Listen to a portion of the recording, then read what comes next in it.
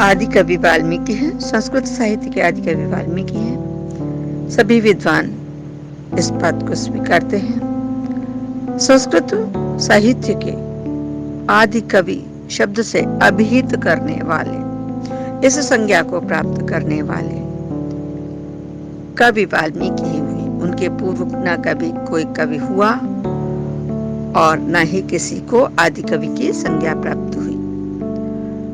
वाल्मीकि ने भगवान श्री राम के आदर्श चरित्र को काव्यबद्ध किया।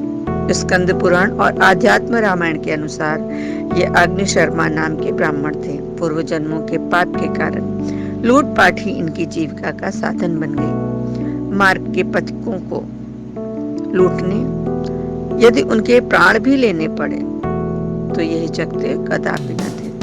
एक बार उस मार्ग पर मुनि वृंद जा रहे थे। इन्होंने जब धन की याचना की तो उन्होंने कहा, मेरे पास तो कुछ भी नहीं, हम तपस्वी हैं। मुनि ने इनसे पूछा, यह लूटपाट पाप है, क्या तुम्हारे परिवार के लोग तुम्हारा साथ देंगे? इन्होंने कहा, यह पाप है, मैं भी जानता हूँ, लेकिन इसी धन से मैं अपने परिवार का पालन पोषण करता हूँ, वो देंगे क्यों नहीं मेरा साथ? मुनि ने कहा, तुम घर जाकर पूछ कर आओ।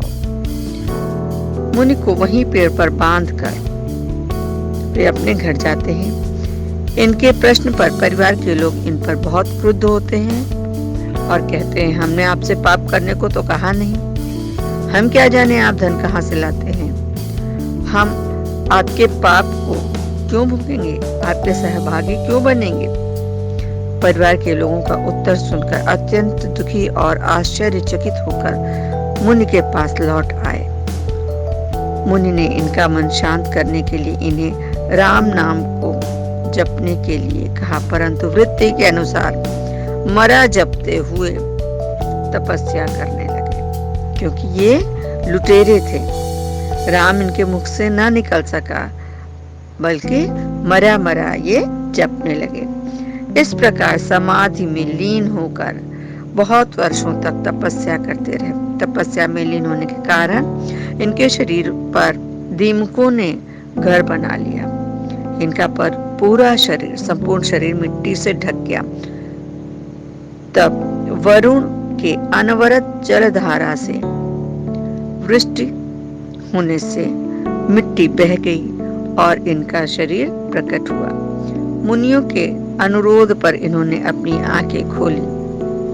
दीमकों की मिट्टी के ढेर से निकलने के कारण वाल्मीकि और प्रचेता के द्वारा जलधारा से मिट्टी हटाकर बाहर निकाले जाने के कारण प्राचेतस इन दो नामों से ये प्रसिद्ध हुए। इनका एक नाम प्राचेतस भी है।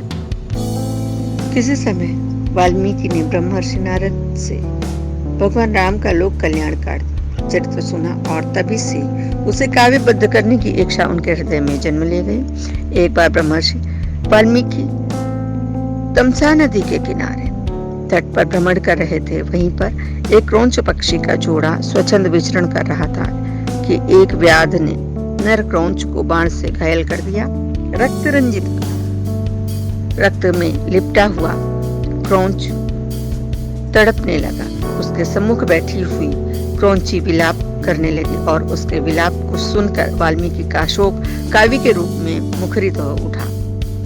इस तरह अपनी पीड़ा को व्यक्त करने पर वाल्मीकि आश्चर्यचकित हो गए। उसी समय ब्रह्मा ने आकर कहा, अब आप विचार न करें, मां सरस्वती आपकी वाणी में निवास करें।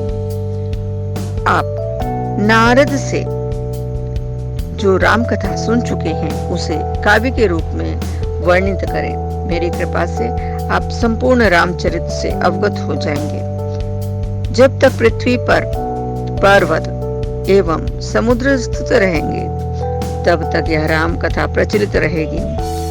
तब योग शक्ति के द्वारा संपूर्ण चरित्र को, राम के संपूर्ण चरित्र को जानकर वाल्मीकि ने गंगा व तमसा नदी के मध्य तट पर बैठकर 7 कांडों वाली रामायण महाकाव्य की रचना की। इस प्रकार महामुनि ब्रह्मर्षि वाल्मीकि आदि कवि के नाम से संसार में विख्यात हो गए।